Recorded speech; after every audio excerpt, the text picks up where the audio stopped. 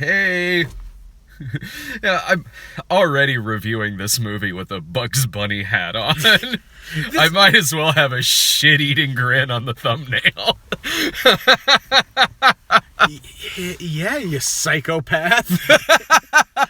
Jesus Christ. Dave, I didn't murder the family at the beginning of this film.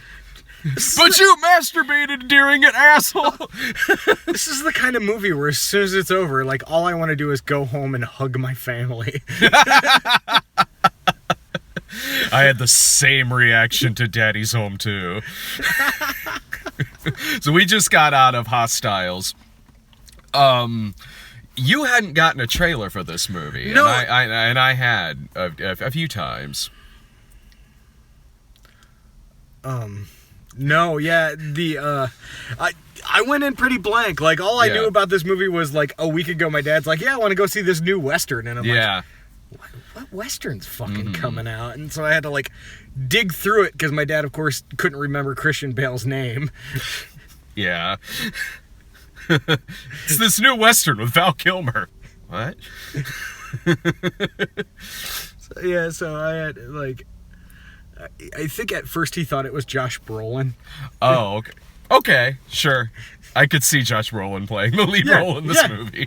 Yeah, all right. I can see that. So, yeah, no. Went in kind of blank, and then in, like, the first 30 seconds of this movie, they shoot a baby.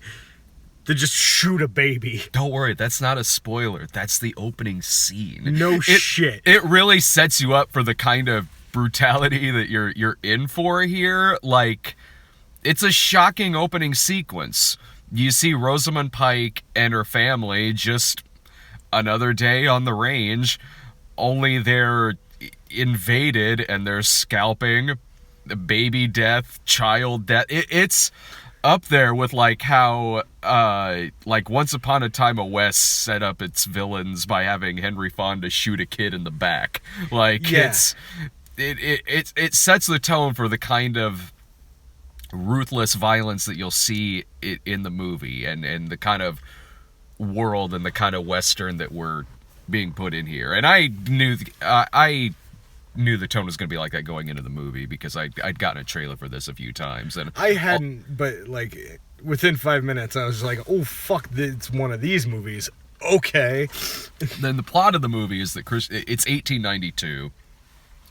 Christian Bale is an army captain in the film who is given the mission to transport Wes Studi, who's an Indian chief, him and his family, from... Where do they start out in this film? They're in... oh, shit. They're ending up in Montana. They're taking them to land in Montana, so they gotta cross over quite a... like, practically across the country to take them up there, and... they're running into all kinds of different things along the way. The group of it was the Comanches at the beginning of the film. The ones who killed Rosamund Pike's family, because they end up finding Rosamund Pike where she's there with her dead daughters and still cradling her dead babies. So now they have her. Now they're fighting against the people who killed her family, and among other things in the film. And it's a movie that's you've seen this kind of thing like in The Searchers, where it's a lead character who has a lot of demons in their past, and throughout the course of the movie is dealing with their prejudices, both cases towards Native Americans. You see that with Christian Bale's character in this film, because when the movie starts out, I mean, you see hate in this guy's eye. Yeah. You see his past. You see war. You see just fire in this guy's eyes. And just that this guy has seen shit. This guy... And he is scary in this film. When we're first introduced to his character, he's scary. Like, this is a guy where it's like, I don't know if you want to put him in charge of this mission. This like, really might not end very well. Like, dude obviously doesn't want to be in charge of this mission. Mm-hmm. And he basically takes this mission because it will be his last assignment. Yeah. And if he doesn't do it, they'll court-martial him and he won't get his pension. And it's something like when Christian Bale's so intense in this, and it's something to be the most intense person in a room with Stephen Lang. Yeah. It's like to be the most intense person on screen when you're in scenes with Stephen Lang and Ben Foster. Oh, well, that's later in the movie. That's later in the movie with Ben Foster. Where Ben Foster comes into it. This is a movie that it's got recognizable people in it, but you don't know who's going to make it very far in this film. This movie has one actor in it who's currently nominated for an Oscar for Best Actor. Not for this movie, but for another film. And don't get used to seeing him in this film. Yeah. And I like that. Yeah, it's one of those things you don't see very... I always love, like, the movie that comes out just a little bit after someone's breakout role, where they're still getting a little bit of a bit part, and then something happens to them, and you're like, they're never going to have that happen to him again. But it is that kind of movie where you don't know how long someone's going to last in this movie, because there are a lot of recognizable faces in it. You don't even know when someone's just going to cram some fucking character actors in this movie. It's great, because like when you get about halfway into this movie where they make it to this like little village where they're just kind of having this pit stop and everything, they then have to transport a prisoner, like an army prisoner, from one place to another, and it's Ben Foster, and he shows up, and I'm like, nothing good will come out of having to transport this man. It's like it could have been like, if you wanted in this day and age to get a character actor that you're just like, oh, bad shit's gonna happen, you get Ben Foster. Yeah. And they got Ben Foster. So immediately it's just like as when is this guy movie watchers, we're just like, ooh, here comes the dread. Shit. A movie full of dread. Here comes the dread. Yeah, here comes more fucking dread. So once he pops up in the film, like, okay, well, the turn's gonna happen any minute here, where this guy's gonna try to kill every single one of them. And what they do is really, really good here, because as the movie goes along, Christian Bale and Wes Studi are certainly having to work together to get to their destination in this film. And you do see a redeeming arc with Christian Bale's character, and what you see between him and Ben Foster, and you talked about this outside the car too, about how Ben Foster's character in this film is kind of the extreme of Christian Bale's, to the point to where Ben Foster doesn't see a difference between the two. Yeah, it's this is one of those movies that, like, I'll fully admit I wasn't prepared to do this shit tonight. But this is one of those movies that comes out, and there's always a couple a year where you're watching the movie and you're like, this was probably, like, this motherfucker wants to make novels on screen. Mm-hmm. Like, this motherfucker wants the audience to figure things out and come to conclusions and have essays written about it. It's like, this is the kind of movie that, like, dude is trying to make Moby Dick or something like that. Like interpretations can be made of not only Ben Foster as like a dark mirror, but all these other characters too. It's just like little bits of the main character's personality played out in a supporting character, or a different path, or so on and so forth. And they're all dealing with their pasts in different ways. Each member of this unit is. We see what happens with Ben Foster. We see how Christian Bale still has to be in charge in all this. And then there's the one guy in the movie, I can't remember his name. Not Jesse Plemons. Jesse Plemons is in it. Jesse Plemons is really good in this. Cochran? Is that who it was? It took me. I can't remember the guy's name offhand. And it took me forever to fucking recognize him, because he's one of those character actors that you're like, oh yeah, I know that face. I know that fucking face. And it's hidden under like big bushy beard in and this. And I finally figured it out. Yeah. Remember the movie Empire Records? The dude on the couch. He's the dude on the couch. He's also the long-haired stoner, one of the many, but the real long-haired, like, comical stoner kid from Dazed and Confused. Okay. The one with, like, the pot leaf shirt and shit. And I'm just sitting there going, like, where you been for 30 years, man? Than hanging out with Maxwell Caulfield. Yeah. So, we see how this character in the movie is basically just now this shell of whatever the fuck he used to be. He has no soul anymore. He has no reason to live, really. And every actor does a great job of putting that forward with the few scenes that they're given in the movie. And I do like, and for the most part, this movie does all of that really well.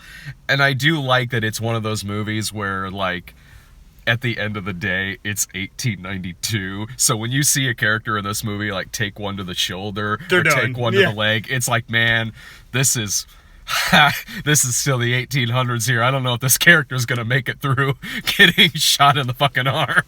No, yeah. And even, like, the last 10 minutes of this film, which is this intense fucking standoff where it's one of those movies where it gets to a point towards the end where you're like, okay, well, I think things might be fine now. Nope, because at the end of the day, it's still fucking 1892. Yeah. There is an intense as fuck standoff at the end of this film, towards the end of this film. With another character actor who played Herschel on Walking Dead. I don't know that guy's name. Is that who that was? That was Herschel from The Walking Dead. Okay. Being an asshole. Your ancestors were dicks. So, the movie, it's written for the screen. It's directed by Scott Cooper. He did Crazy Heart.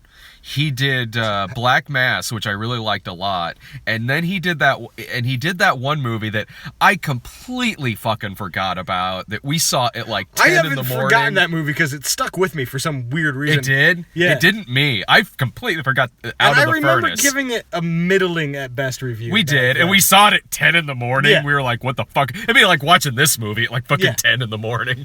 But this is so similar in tone. I thought this was better. This is better, but it's so similar in tone and style that it's just kind of like.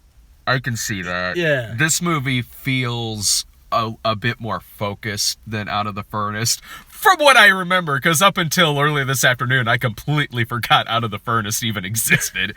Again, Black Mass I really liked a lot. This one, it's a very dry film. And it's not an exciting movie. It's one of those ponderous, bleak movies where, like, obviously they were shooting with natural light a lot, so there's a lot of gray and a lot of like choosing to shoot like after the sun goes down with natural light, where it's just like there's not a lot of color in scenes, and sometimes it makes sense. No, it does, and a lot of times it does this well, but then there's other times in the movie where the really dryness of it almost works against it a little bit, because a lot of parts in this movie, characters, they're talking in like whisper, or they're talking really gravelly or fairly monotone, maybe not to the extent of something like The Lobster, but like it's kind of a fixed tone in the movie, and sometimes that really works, like when Christian Bale's being intense in The Office at the beginning and stuff like the shootout at the end. Like, a lot of times it works, and then there's other times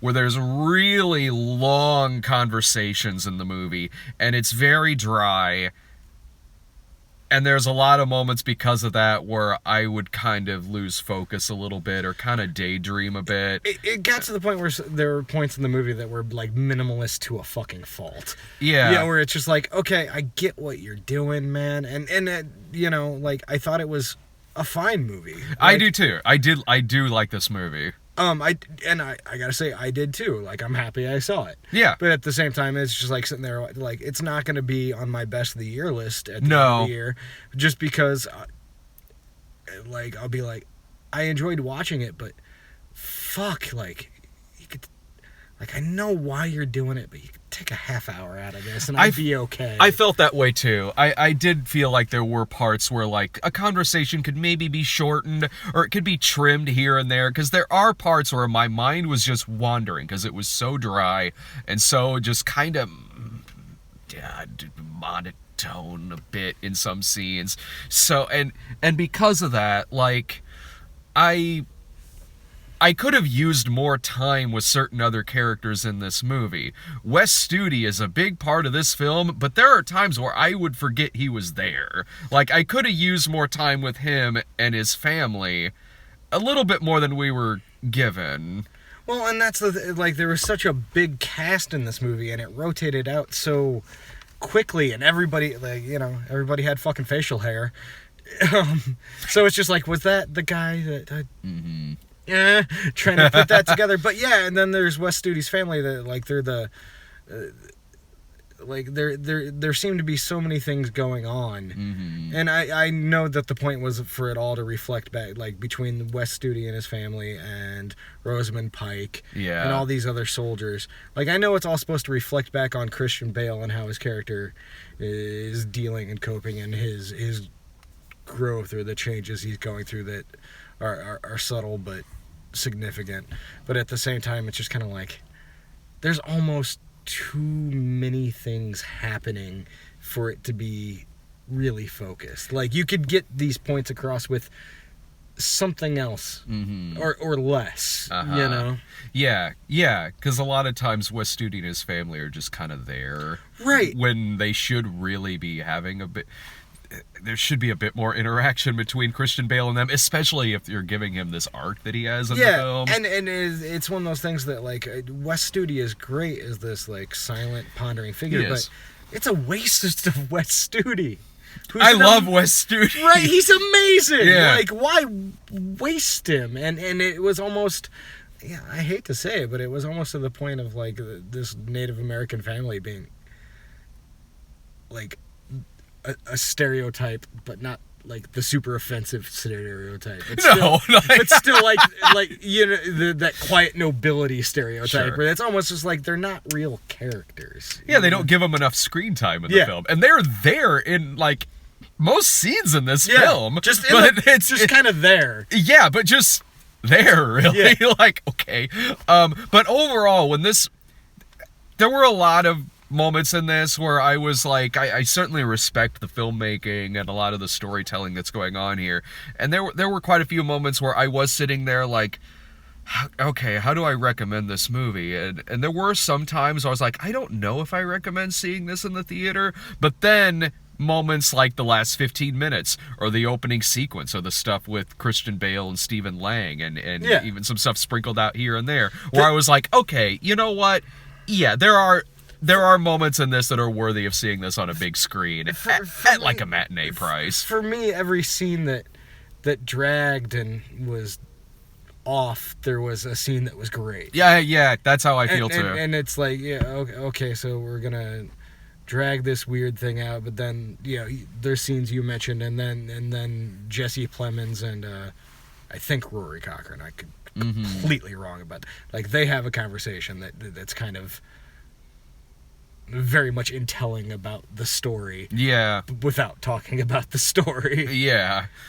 It's just... I'm a little torn about this movie, to be honest. Not really torn. I liked it. I thought it had some flaws for me, but there was enough really solid cinematic moments in this movie that made me be like, okay, you pay like $5 to see this movie at a matinee or something.